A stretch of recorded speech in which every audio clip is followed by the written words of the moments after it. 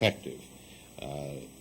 The excitement around here was rather spectacular because we didn't know about how much coverage we were going to get until the next morning when it was everywhere. Now,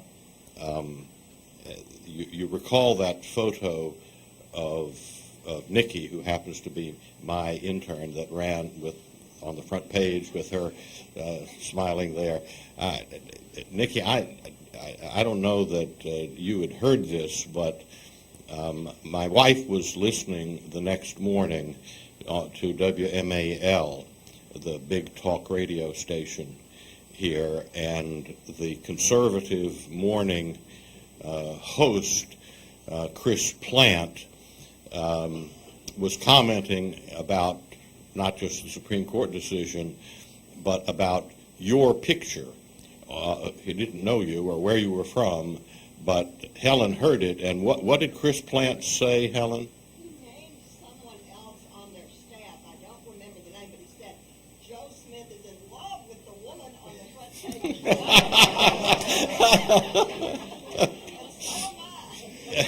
And so am I.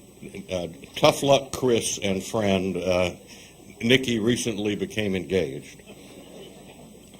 Now, to introduce our outstanding speaker, has he fled the coop? There he is. I would hope not. I present to you Megan Parlett.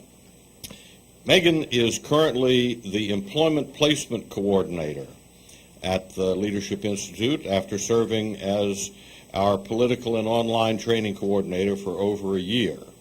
Before joining the Institute in January of last year, Megan worked as a 2006 Victory Field Director for the Pennsylvania Republican State Committee, managing all grassroots and coalition efforts in 14 counties for one of the most hotly contested 2006 Senate races. We won't comment on the end result, Megan, of that particular Senate race, but I know you did your best.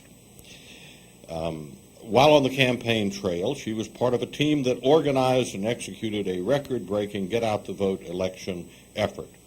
Megan was chair of the College Republicans at the State University of New York at Fredonia for 3 years and lead attorney for her mock trial team in college. To introduce our outstanding speaker, Megan Parlett.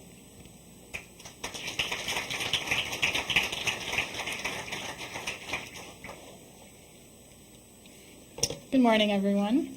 It is my pleasure to introduce this morning's speaker, Grover Norquist. Grover Norquist is one of Washington's most effective and innovative issues management strategists in the conservative movement, whose career spans over 2 decades. He is president of Americans for Tax Reform, or ATR, a coalition of taxpayer groups, individuals, and businesses opposed to higher taxes at both the federal, state, and local levels. ATR organizes the Taxpayer Protection Pledge, which asks all candidates for federal and state office to commit themselves in writing to oppose all tax increases. He was one of the first presidents of a major conservative organization to ask a question at the CNN YouTube presidential debate in 2008, where he asked all the candidates if they would promise to oppose and veto any tax hikes as president. Most recently, he is the author of the book Leave Us Alone, Getting the Government's Hands Off Our Money, Our Guns, and Our Lives. Amen. This book is an optimistic look at how the conservative movement can and will grow during the next 25 years, especially as the movement pertains to young people who are just now starting to invest in their future. Everyone, please welcome Grover Norquist.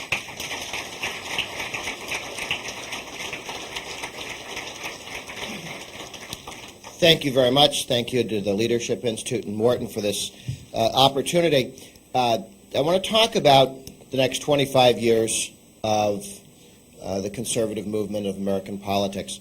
The book that was referenced, Leave Us Alone, walks through, it's 3 books.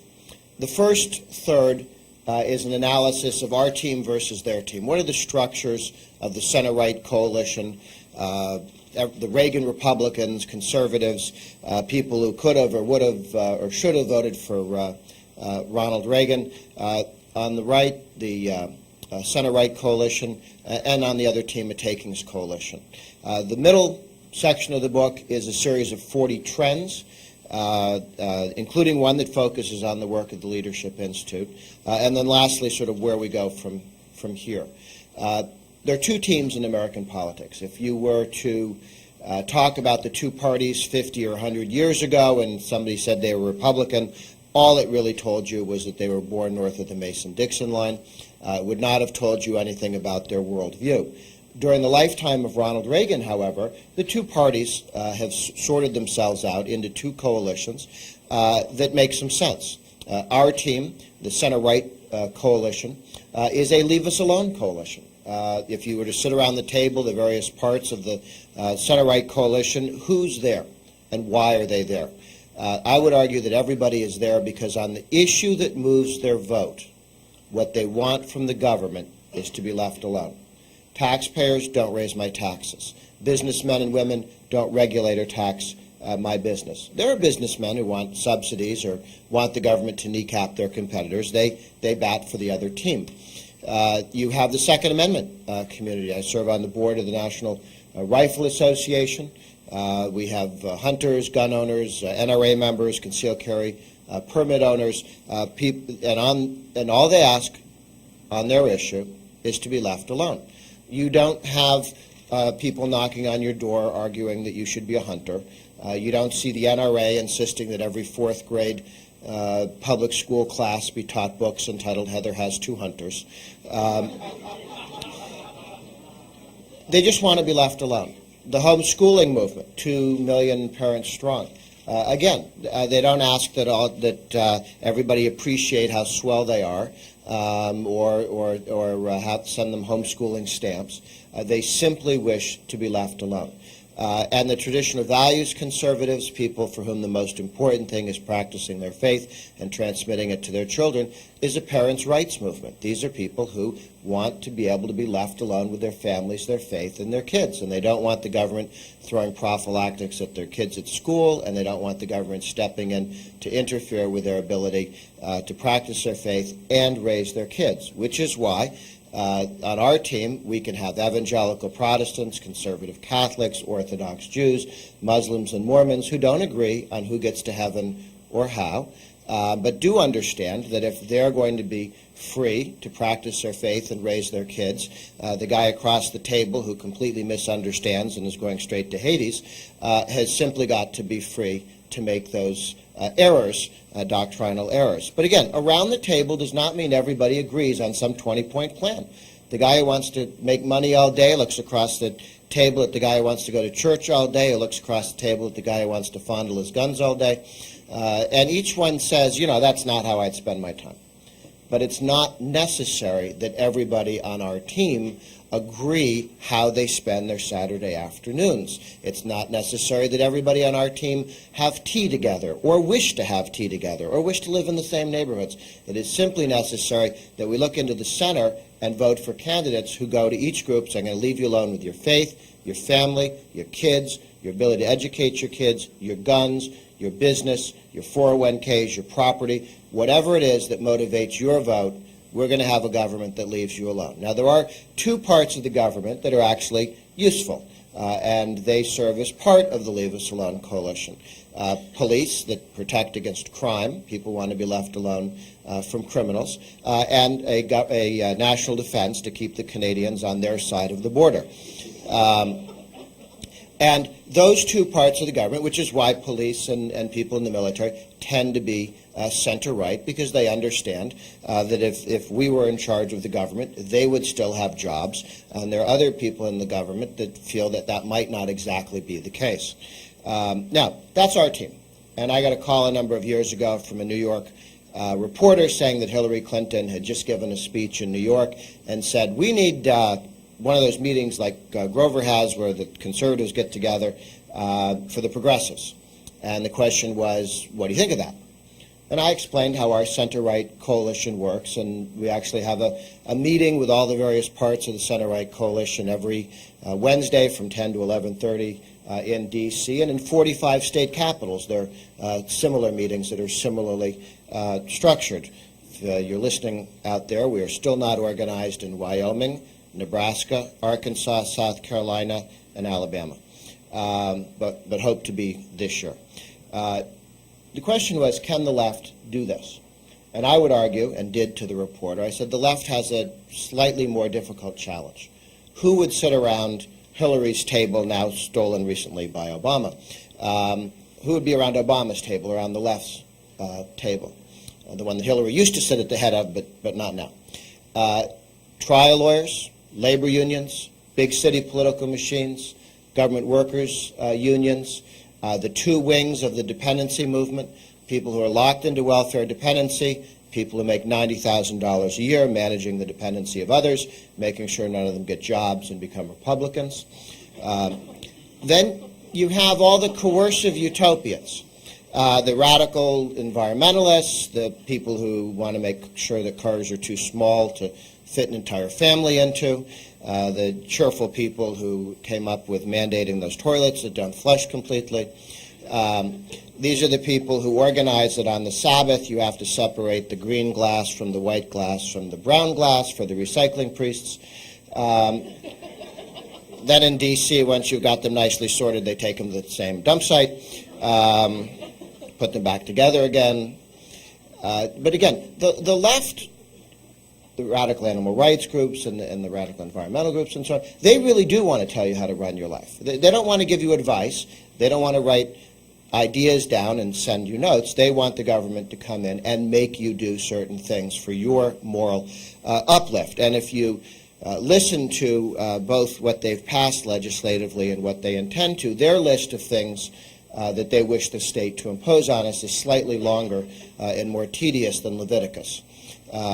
It just keeps going. So around the left's table, they can get along as long as we're stupid enough to keep throwing money into the center of the table. If we put more and more higher taxes into the center of the table, they can look like that scene after the bank robbery in the movie. You know, one for you, one for you, one for you, and they're getting along okay.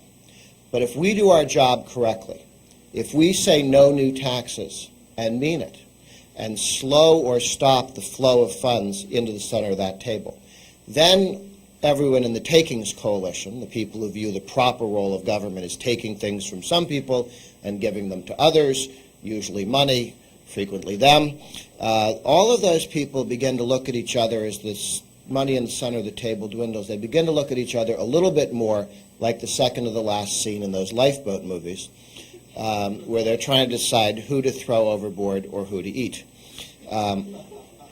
The left is not made up of friends and allies. It is made up of competing parasites. And if we do not let them gnaw on us, they will gnaw on each other. They will be just as happy pushing the guy next to him away from the table if there isn't enough for them. And that's how we win, okay? Our job is to constantly look for who is the government irritating, who is the government messing with their lives, how can we frame the question so that they understand that and see that too much government is their problem, not the solution to whatever they thought the problem was. And over on the left, squeeze the size of government so that the guys on the left kick the weaklings overboard who can then join our team.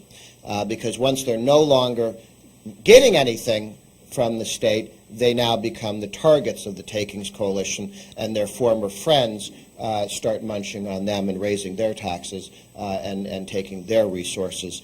So those are the two competing coalitions in American politics. And the reason that's important to remember is it allows us to know, how do we grow on our team? How do we get more people in the Leave Us Alone coalition? This election offers a clear additional group.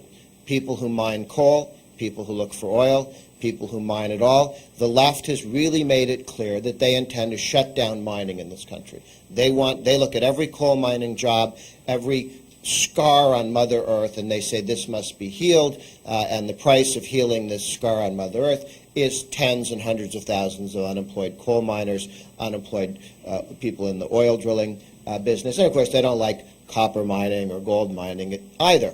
And here you have a target of the left, of the Takings Coalition, and we need to be clear where we stand, and I think we need to be very clear that we can go to them and say, the other team wants to kill your job, and we will stop them. And I think that as you look at where minors live in West Virginia and Ohio and in southwestern Virginia and in Pennsylvania, that could be the election. And this is a challenge for McCain, who has sort of veered off on some of the global warming issue, because our argument should be Obama wants to kill your job and we won't let him. Right now our message is Obama wants to kill your job and I might, which is an improvement. I don't mean to suggest we don't have the edge on the other team, but I think that McCain needs to be clearer about no. Whatever we're doing on global warming, we're going to go with nuclear power. We are not going to allow the other team to shut down your jobs and your careers and destroy your families and neighborhoods and communities. So that's a new group brought to us by the ravages of the Takings Coalition. I mean, every time they go on a tear, somebody pays for it. We need to be aware. Who are they going after? Let's go talk to them. The guy that the town, the neighborhood bully is picking on is the one that we want to be talking to and bringing them into our coalition. We saw the failure of this understanding in 2005 when the Bush administration did not understand the nature of the left. They said, we just won an election. 2004, we have 55 senators. We're going to go personalize or privatize Social Security. A great idea. Every young person should be saving 10% of their income, not putting it in, paying it in FICA taxes, where the government promises that down the road they'll steal the money from your grandchildren to give you back what you have already paid in, but rather everybody should be able to, as they do in Chile and a number of other countries now, put money away so that it's actually in a 401k. And at the end of the day, when people retire, they'll have real assets that can go into their families, to go into their estates, and that would pay them more money than presently Social Security promises to, but won't. So we had 55 senators, and I got a call from the brightest people at the White House who said, here's what we're going to do. We're going to go pass Social Security privatization. And I said, no, you're not. You need 60 votes. You need to break a filibuster. The left will filibuster. They will not let you personalize Social Security. They will not allow you to have every American own shares of stock directly, because the party of trial lawyers, labor unions, and big city political machines, were you to make every American a shareholder, that party is finished. It's over. It won't work. And in point of fact, the left went and just refused. We didn't get a single D vote in the Senate, and it couldn't happen. And Bush went out there for 6 months carrying around Social Security like Weekend at Bernie's and poking it and saying, oh, it's moving, it's alive, but it wasn't. And it wasn't that Bush failed. It was that Bush was trying to do the impossible. He was trying to talk the other team into voting in a way that would be fatal to their efforts. There's that wonderful scene in Hannibal Lecter in Silence of the Lambs, where he's irritated by the man in the prison cell 2 doors down, and he talks him into swallowing his own tongue and committing suicide. We weren't that good. We couldn't talk the left into committing suicide. And we should not plan our political efforts on the theory that the other team is stupid. We are sometimes pleasantly surprised, and they can be, but the other team is not on a regular basis stupid. They're simply on a regular basis evil. They're the other team. They will do things to make the state more powerful and your life and life less enjoyable and less free. That's what they do. That is what parasites do. It is unpleasant to be a host when there are too many parasites around. But those are the two competing coalitions, some of the trends that we can look forward to. The first is the number of Americans who own shares of stock directly. When Reagan got elected in 1980, 20% of Americans had shares of stock directly. Today it's over 60% of adults, 50% of households. This is why when politicians stand up and say, I'm going to steal money from the big corporations, in the old days, 80% of the people in the room would go, you're going to steal money from the big corporations and give me $1? Ooh, I get $1. It's a good deal. And 10 or 20% of the people in the room said, I know I'm paying for this, but there aren't too many of me, so I'll just crouch down and hope I don't get bit twice. Today, when a politician says that. 2/3 of voters own shares of stock. And if we do our job and remind people of what's going on, this is why I think Obama could lose this election. He's talked about a series of tax increases, and in his mind, he truly believes only 2% of the American people will be paying these taxes, because he is so old in his thinking and so backward-looking in his thinking that he lives in 1930s America, where Rockefeller and Kennedy were the only people who owned shares of stock. Today, 60% of adults have 401ks, IRAs, mutual funds, and when our friend Mr. Obama raises the capital gains tax, he makes the value of all stocks in your portfolio worth less, all of them. When he raises the dividend tax from 15% to 35%, this is what he wants to do as an opening bid, by the way, not when he gets on a roll, there'll be more. But just to start with, raising the capital gains tax to 20%, he's hinted it'll go to 28%. Taking the dividend tax from 15 to 35, raising the individual rate up, and the corporate rate for all small businesses he wants to take to 55% by hitting subchapter S corporations, most small businesses in America, with the Social Security tax on top of everything else. So we have increased shareholder wealth about $3.8 trillion since Bush got in. That will all disappear under Obama, and you're seeing the stock market start to falter now. The better Obama does, the more it's going to already start going down to take back the gains that have been made by the lower taxes. People start to sell out in anticipation of Obama's tax increases. So one of the trends in American politics that makes for more of us and fewer of them is the growth in the ownership society, more people who actually own shares of stock. The growth in the number of gun owners of America is another part. One of the reasons why we've been winning politically, not just in the courts on the Second Amendment, is that we now have 4 million dues-paying members of the NRA, although polling, 20% of Americans will tell you they're members of the NRA. Some of them have forgotten to pay their dues recently. And in addition, you've got 4 or 5 million Americans with concealed carry permits. And those are people who regularly carry a gun with them, carry a gun in their car, have a gun at their home, in their business. Those people will never give up their Second Amendment rights. And while hunters have traditionally been the backbone of the Second Amendment, I would argue that it's the concealed carry permit holders that will be in the future. Hunters, once a year, go to the closet, get the gun out, and annoy Bambi's relatives for a weekend or two. But that's not the same level of commitment to the Second Amendment that people with concealed carry permits exhibit and are used to. I also talk in here in the book, and Leave Us Alone, about the success of the center-right in training younger people. And the Leadership Institute has been a large part of that success, and Morton Blackwell also flows from the college Republican tradition, where we've just always out-organized the left on campus in training and activism for reasons that are not always clear, but I think one of the pieces of the pie is that we have an institution like the Leadership Institute that actually focuses on training rather than on a particular issue that may become important one day, and then 2 years later that issue is not important, and groups that form around groups that form around issues go up and down. The Leadership Institute has been in the business of training people, and that's the same level of work and activity year in, year out. I think we also benefit from what I call the boy named Sue phenomena, which is those of you who've been on campus recently know that it's not terribly hospitable to people who are right-thinking. But what it means is people on the left, and again, this happened with Al Gore. Al Gore could be on campus and say all sorts of sloppy left-of-center things on global warming, and nobody ever asked him a tough question, which is why he had such trouble when he ran for president in the first time of his life. People were asking him tough questions, and he had to actually have an answer. You just couldn't make an assertion.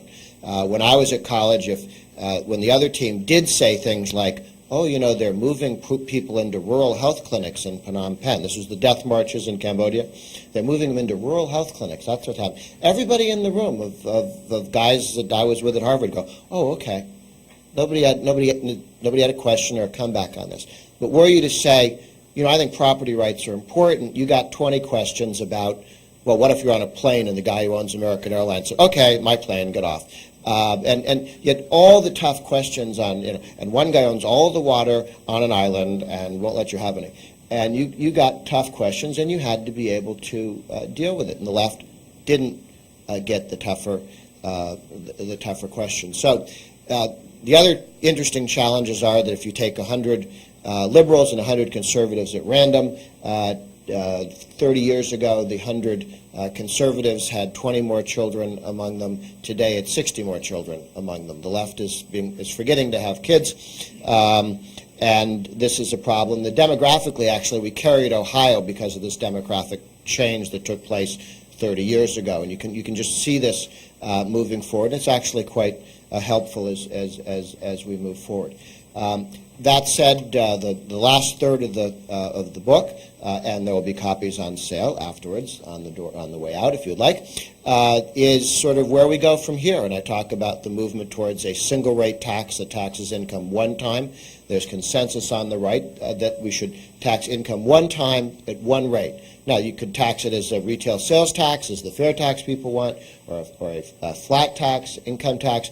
They're actually economically they're the same thing. You just need tax income one time at one rate, not as they do now, tax you when you earn it, when you save it, when you invest it, when you get a dividend, when you're stupid enough to die, they steal half again. We want them to either watch you earn $1 and steal some, or watch you spend $1 and steal some, but otherwise go away and stop following you around to see what you're doing with your resources, your time, and your life. And then the other questions on spending. Let me finish on a spending thought, then take questions. We have done very well as a center-right coalition on a lot of different projects, defending the Second Amendment, cutting taxes. Since 1993, when Clinton raised taxes with only Democrat votes in Congress, there has not been a tax increase passed in Washington, D.C. in 15 years. Now, that is the longest. To us, that's normal, right? What'd you expect? That's the longest period in American history, going back to the tea thing, okay, when we haven't had a tax increase. 15 years. We've never had 15 years without a tax increase. And in the last 8 years, we've had 15 tax cuts. Some of them kind of teeny, some of them temporary, but 15 tax cuts, moving in the right direction. So we've had some. We crushed the Soviet Union. That was nice. We've had some successes as a movement. But we haven't had the success we need to have with spend too much. Even with periods of Republicans in the House and the Senate and the presidency, we have had spend too much problems. Why? Well, one challenge is you take a look at the structure of our coalition. George W. Bush stood in the middle of our center-right coalition, said, "Gonna leave your guns alone, gonna spend too much. Gonna cut your taxes, gonna spend too much. Gonna leave your business alone, gonna spend too much. Gonna leave your faith and your family and your homeschool alone, spend too much." And everyone's standing there holding their number one vote-moving issue, saying, "Thank you very much for my number one vote-moving issue," and grumble, grumble, don't spend so much. Nobody throws anything heavy. Nobody walks out of the room. Now, if Bush had walked in the room and said, "Okay, I'm going to raise taxes," that would have broken the deal. People, I'm just going to steal some guns here. No, that would not. That would break the coalition. Spend too much is not yet a vote-moving, deal-breaking issue. Now, we see the beginnings of where we may be able to turn it into a vote-moving issue with the focus on earmarks. Because earmarks are not simply spend too much. Earmarks are insulting. Government's going to spend $3 trillion. Well, that's too much, but I don't know, tough to get your arms around that. We're going to spend $200 million on a bridge to nowhere. We steal your money, and we just throw it away, and we're just having fun, and we think you're stupid, and you can't do anything about it. It's insulting what they've done with it. And I think it's the dissing of taxpayers that comes from the earmarks that may give us a handle here. Building on that, there's a great idea that Governor Rick Perry of Texas got the ball rolling on, and that is that Texas, by executive order, posts all government expenditures. Every check the government writes up on the web. You can go search it on the web. Now the Governor Blunt of Missouri did the same thing. These are up on the web at our website, atr.org. punch the transparency button, and it'll take you to all the various websites for the states that are doing this. Missouri's up, Texas is up, South Carolina, governor did it by executive order. The nice lady governor of Alaska did it by executive order. It is also up in Kansas and Oklahoma legislatively. Another 7 states have passed laws saying that this will happen, but the laws are just passed and the websites aren't up yet. When we have every expenditure from the state level, the federal level, and there's more movement at the federal level, but more needs to be done, and at the local level, this will change politics. In Texas, 160 school districts post their check register. Now, I would suggest that the next elections for school board in Texas are going to look different than the ones 10 years ago. Up until now, our guys would run for school board and say the kids dress funny, they use a lot of slang, they don't pray enough, and something's wrong. We're completely inarticulate about what's not working because we didn't have access to all the facts. But when the list of every check that's written, and I flipped through some of these, you can flip, $2,300 for Coca-Cola, you can see every check the school district writes. When that is the case in not just 160 school districts, but all of them in Texas and all of them across the country, how many of you would run for school board? How many of you have friends or relatives or coworkers who would run for school board if they were handed $1 million of opposition research? Here are all the checks that the idiot school board presently there have agreed to. Oh, you go through, you find the ones that look particularly goofy, you do a big blow-up board, and you take them to the Chamber of Commerce and the Kiwanis Club, and you just say, guys, if I was on the school board, these 25 checks would not have been written. That's a different America, and it'll give us a revolution. We always thought we could win the presidential election more often than not because people focused on key issues. Well, now we're going to be able at the local level to focus on serious key issues that everybody, this is the government's own statistics. It's not like, I think they're spending too much on pencils. Here's what they spent on pencils. I think they spent too much to mow the lawn. Here's the contract for mowing the lawn. Oh, and whose brother did it go to? This, I believe, really helps change. Because, look, back in ancient Egypt, people would bring cooked food to the stone god of Isis, and they'd put it in front of the stone god of Isis. And Isis would absorb the essence of the food, essence of food. Then we'd go home, and the high priest would come out and eat all the food. Today, we're much more sophisticated than that. We bring a pile of money and put it in front of the stone god called education, and education gets the essence of all that lovely money, and then we walk out the door, and the teachers' union and the bureaucrats come out and take all the money. We cannot win an argument about whether or not we should be sacrificing to the education gods. We will sacrifice to the education gods. This will happen. We can, however, have a conversation about what does it pay to fix the toilet at the high school? What's that contract look like? How much does it pay to mow the lawn? You pay what for toner? That's not what I pay for toner. That's spending.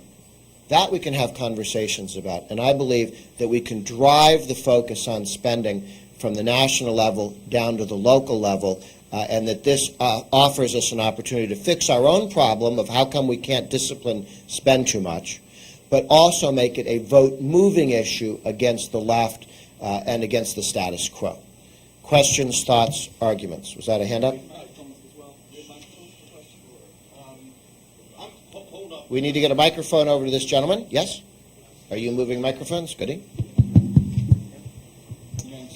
Thank you for having us. Yeah, there we go. I was laughing about talking about wasting to the gods. I read last year that Nancy Pelosi spent $16,000 on flowers for her desk, so that's a pretty good example of government waste. I'm here today because of the education that I've gotten from Ron Paul in the last year, and I had a couple of questions. Instead of the focus on earmarks, why don't we just abolish the IRS? And if that seems strange, I read that the income tax makes up only 40% of the budget, and that all we would need to do is reduce spending levels to 1997 spending levels, which doesn't seem that strange to me. And the second is more of an ethical question. With the rate of inflation running obviously higher than government statistics, Social Security pays like $800 to $1,200 a month. Obviously, that inflation won't keep up with that. Is it really ethical, Social Security being bankrupt in 30 years, is it really ethical to force young people my age to pay for it if in 30 years we're not going to get a dime of it? So. No, it's not ethical to steal your money and put it into a program that, if it was run by Ponzi, would be called a Ponzi scheme, and they would put you in prison for that. Ponzi, after getting in trouble running a Social Security Ponzi scheme, went on to become an advisor to Mussolini on economics. So there's a second career even for the guys who run Social Security. No, it's not right, and we need to reform it, and we need younger people to be irritated that Social Security. We did a calculation once that every year that we delay reforming Social Security and making it a defined contribution, fully funded, wholly owned by you, personal savings account, every year we delay that costs you $25,000. That's what would have accumulated between now and your retirement. So these delays are expensive. My criticism of the Bush administration was that their position should have been, go get the 60 votes, rather than trying to talk the Democrats, who are not going to give you votes, into voting with you. And that's a problem that stems from North and South Dakota and Montana and Nebraska, sensible people who keep sending Bolsheviks to Washington, D.C. As senators, something I've never quite understood on their reading. You mentioned the Ron Paul introduction of American politics. I think that the Ron Paul vote is going to be extremely helpful to the modern Republican Party, just as the Pat Robertson vote in 1988 was. Pat Robertson energized a lot of people who hadn't been involved in politics, convinced them that they could play a role, that there was something that they could do. They got political, and he didn't go home and take his marbles and go home and say, I didn't win, so it doesn't work, so quit politics. Pat Robertson created the Christian Coalition, and Ron Paul is creating the Institute for Liberty, Campaign for Liberty, which is a libertarian Christian coalition inside the modern center-right coalition. There are many doors into the center-right coalition. Pat Robertson organized one, and Ron Paul organizes another. When people get inside, they say, well, I walked in for different reasons, but I'm not in conflict with the other people who have different focuses in their life and what they do with their liberty, but they're in no way in conflict with mine. And so I'm very excited that Ron Paul didn't decide to go run as, say, let's bust this up, or I'm going home, or he's saying, hey, we're going to stay, we're going to be involved and active. And frankly, with the leadership of Bob Barr as the new head of the Libertarian Party, that's a much more sensible Libertarian Party than 10 or 20 years ago, and that too becomes a broader part of the broad center-right coalition. Look, you beat the narrow left with a broad right. Yes? The guy with the cool hat.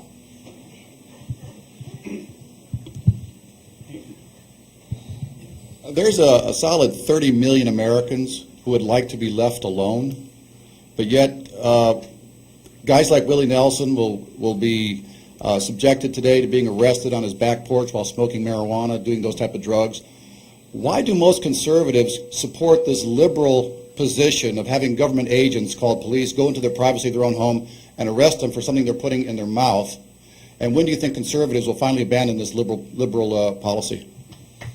Well, there has always been within the center-right the William F. Buckley wing that asked that question on FDA and other drugs. Right now, that is not front and center as a political issue. It is the job of activists who wish it to be to get it there and show that it's a safe issue. I mean, I think one of the challenges is when the government runs a welfare state, it then thinks it has the job of making you be healthy, because if you're not healthy, they're going to be paying for it, which nobody asked them to do in the first place, but that's the way it's set up. So I think that's one of the challenges to it. And if you can't choose where you send your kids to go to school, you do too think you have some ability to manage the lives of the other kids. So if you're undoing the Gordian knot, I'm not sure you start there, but I'm open to the conversation. There's a hand here. This gentleman. He wants the mic for the guys at home. There's one disturbing thing that's going on, and that is every time the taxes are changed in rate, a whole group of people in the lower end are taken off the tax rolls completely, and therefore whenever in the future taxes are wanted to be raised, they don't object because they pay no taxes. So what's the answer to that? Okay, there are two parts to this. One is there's so many people getting government checks, how can we ever win an election as the Leave Us Alone coalition? And the other is there are more and more people not paying federal income taxes. Here's the cheerful news on both of those. I mean, the tendency you address is real, and it has real effects. And it is in the left's interest to get more and more Americans not paying the federal income tax, because then supposedly they won't care. Only 1 or 2% of Americans pay the death tax. 70% of Americans think it should be abolished. The good news in the United States is we don't have the lust for envy that motivated East Germany. Okay, I mean, and that just we're a much healthier society because of that. Two, people who don't pay the income tax pay property taxes, sales taxes, excise taxes, and lower income people have less tolerance of some of those less expensive taxes than other people do. We had an election in Alabama where the Governor Riley of Alabama was elected as a Republican who wasn't going to raise your taxes, turned around, decided he was going to raise taxes $1 billion, proved scientifically that most people in the state weren't going to pay more and only the rich were going to pay more. And lower income people didn't believe it, and it was voted down across the board by all income groups, by African Americans,